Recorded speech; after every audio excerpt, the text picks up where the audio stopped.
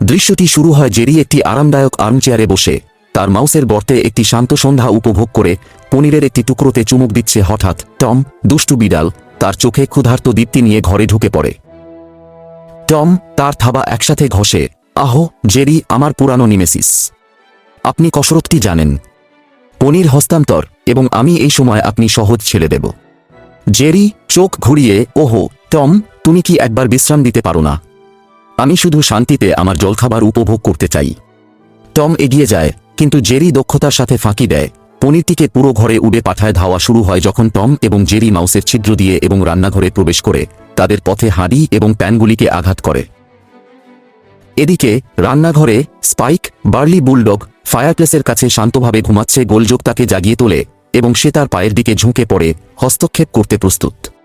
Spike হাসি দিয়ে, এখন এই সব র্যাকেট কিসের? টম এবং জেরিকে তার পাশ দিয়ে দৌড়াতে দেখে স্পাইক মাথা নাড়ে এবং তাদের নিজেদের সমস্যাগুলি সমাধান করার সিদ্ধান্ত নেয়। হঠাৎ পনিরটি একটি ঘূর্ণায়মান পিনের উপর অবতরণ করে।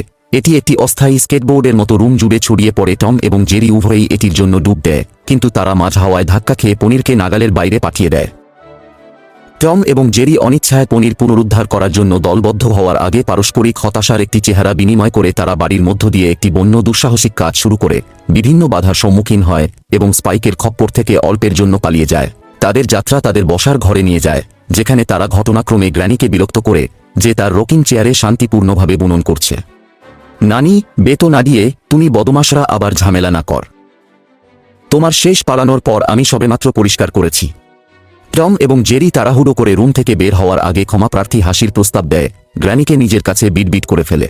অবশেষে ঘনিষ্ঠ কল এবং হাস্যকর দুর্ঘটনার একটি সিরিজের পরে টম এবং জেরি স্পাইককে ছাড়িয়ে যেতে এবং পনিরটি পুনরুদ্ধার করতে পরিচালনা করে তারা ক্লান্তিতে ভেঙে পড়ে, প্রবলভাবে হাঁপাচ্ছে কিন্তু বিজয়ী। টম নিঃশ্বাস ফেলতে হাঁপাতে, ওফ, ওটা বেশ তাড়া ছিল জেরি মাথা নাড়িয়ে, সত্যি টম, কিন্তু আমি মনে করি পনিরের এই সুস্বাদু টুকরোটির জন্য এটি মূল্যবান ছিল। যেমন তারা তাদের কষ্টার্জিত জলখাবার উপভোগ করার জন্য বস্তি স্থাপন করে তারা দরজা থেকে স্পাইকের গম্ভীর আওয়াজ শুনতে পায়।